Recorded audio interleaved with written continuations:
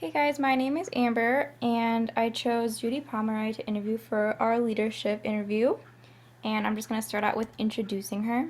So, when choosing someone to interview for a leadership position, I immediately thought of a nursing professor, which I had my first semester within the nursing program. At first, I only knew her position as a professor within nursing and health professions, but I soon discovered that she definitely was seeking more leadership opportunities within Marion. She's constantly trying to make Marion's nursing curriculum a much better program by advocating for her students. She has shown immense leadership at Marion for her students and has set examples for other professors with her hardworking nature and her ability to consistently prove her passion to educate future nurses.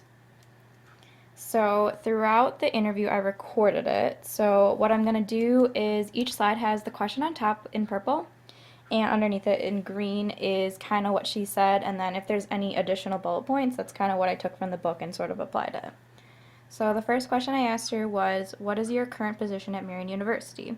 To which she replied, an assistant professor in the School of Nursing and Health Professions undergraduate nursing program. Second question was, how do you view your role as a leader? She said, my role as a leader is twofold. I see myself a leader among my faculty colleagues for which I seek new opportunities based on educational research that I frequently share with my peers to better myself as an educator, my colleagues as well as the nursing program as a whole. I dedicate myself to be competent and proficient in my role as a nurse educator with continuous learning and at times taking risks to challenge the ever-changing role as a nurse and an educator. I also see myself as a leader for the students that I come in contact with on a daily basis through role modeling. With role modeling, I consistently present myself as an educator and as a nurse by upholding policies and procedures and providing the support that a student needs when they succeed as well as when they fail. My third question was, how would you define an ethical leader? To which she defined it as, an ethical leader looks at situations from several perspectives. This leader will seek resources to gain adequate knowledge and review similar situations to make an ethical decision. My next question was, could you describe a time in which you had to lead and motivate people? She said, the nursing program has recently revised the curriculum. After attending a conference with 3 other faculty on concept-based curriculum and performing my own evidence-based practice search on this type of curriculum, I recommended that undergraduate nursing programs should incorporate this type of curriculum. It was through providing and sharing evidence that showed how a concept-based curriculum provided the students with better understanding of nursing concepts rather than nursing care based on disease processes. Change is always difficult and much resistance was presented by some faculty members. It was through the sharing of this information and having a positive attitude about the changes that I was able to motivate and encourage the change to the curriculum. Are there struggles when there is change? Yes, but it is through working together and problem solving together that makes the changes more bearable. And then, based on what Judi has been saying, she's definitely portraying a type of practical wisdom. As said by Johnson on page 83, wisdom draws upon knowledge and experience to promote the common good over both the short-term and long-term goals.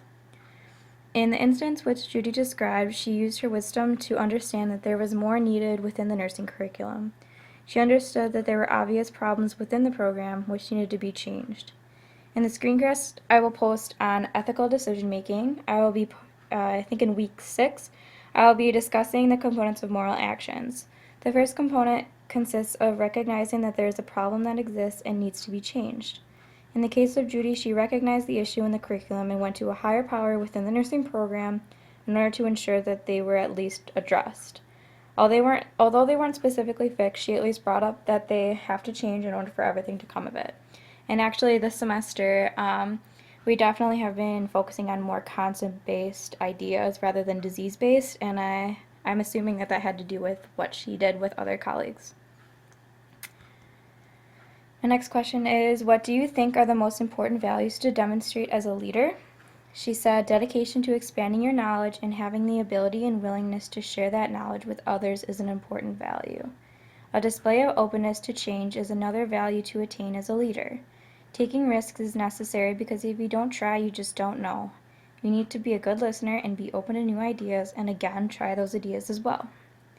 So from what we've learned in Johnson about the characters of leadership, that make a great leader, I think that Judi has come up with very similar values. I found it interesting that she values change, although I 100% agree with her. Change is necessary when leading because you must be flexible towards others.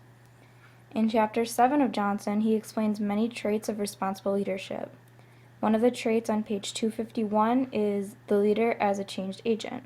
It states that a responsible leader shapes both the process and the product of change. They create a values-based vision, mobilize followers, keep change momentum going, and deal with the anxiety that always surrounds change efforts. In addition, they ensure that change helps create businesses that are founded on core values and sustainable over the long term. Although Judi is not planning to create a business anytime soon, she upholds Marion's core values while taking intense risks to better the nursing program.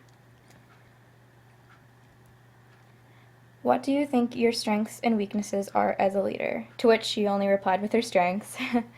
She said, one of my strengths as a leader is commitment to be an active participant.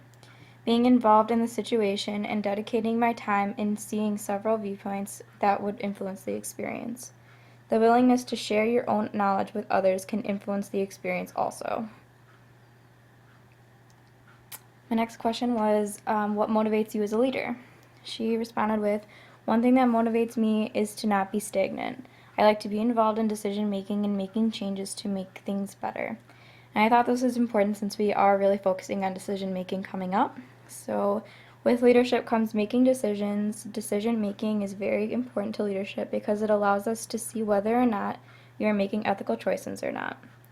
Johnson stresses the importance of decision-making choices in Chapter 6 when he says, decision-making guidelines or formats can help us make better ethical choices.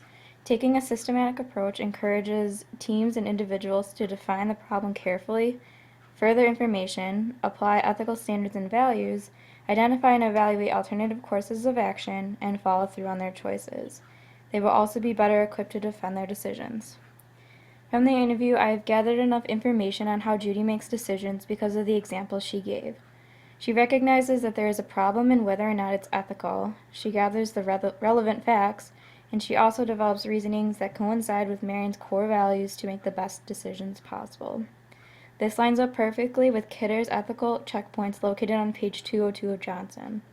She uses a systematic approach because she uses her logical leadership skills to come up with the most ethical decisions.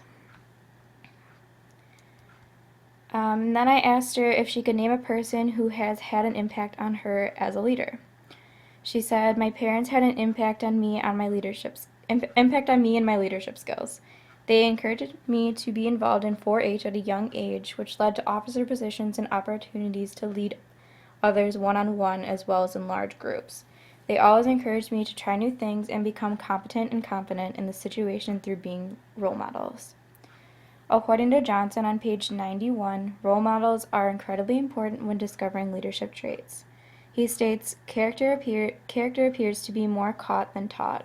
We often learn what it means to be virtuous by observing and imitating exemplary leaders. That makes role models crucial to developing high moral character. Since Judi had the chance to join 4-H at a younger age, she was given the opportunity to see how a leader is supposed to lead. From there, she took many risks, which allowed her to understand the responsibilities at a younger age. She continued to grow as a leader, and she took those risks and soon began becoming more confident with doing so. My next question was, how do you embrace the core values of Marion while leading? She said, I embrace all the core values of Marion while leading through my continuous learning, providing service to others by dedicating my undivided time to every meeting, seeing many perspectives through a variety of community and society encounters, and openness to various viewpoints. What is a characteristic that you believe every leader should possess? Every leader should have confidence in their role as a leader. It doesn't happen overnight, but with commitment and dedication, you will be successful. And the last question I asked her was, what sort of advice would you give someone looking to gain a leadership position? She said, get involved, offer to be on committees to get a better understanding of an organization, take office role positions, chairperson or president, to gain your confidence, take the risk and try new things. This is an idea that Johnson actually barely touches on throughout the book. I agree with Judi that risk-taking is a large part of leadership, as some people would not even be in a leadership role if it wasn't for the risks they took. It actually is disappointing that the book does not discuss this more because I find it very important. Because I couldn't find it in the book, I decided to research more about it. In an article in the Journal of the Medical Library Association, Julie McGowan, who's an Associate Dean of Information Resources, says that risk-taking is a defined component of leadership, but risk-taking must be grounded, a favorable balance of benefits weighed against the potential dangers of taking the risk. I think this defines risk-taking in leadership quite nicely and shows that Judi takes risks seriously, especially when trying to change the nursing program. So overall, I think that Judi displays a lot of wisdom about what she thinks a leader is and how she proves to be a leader on a daily basis for her students and anyone who she comes in contact with. And then these are my references. So thanks everyone, stay warm.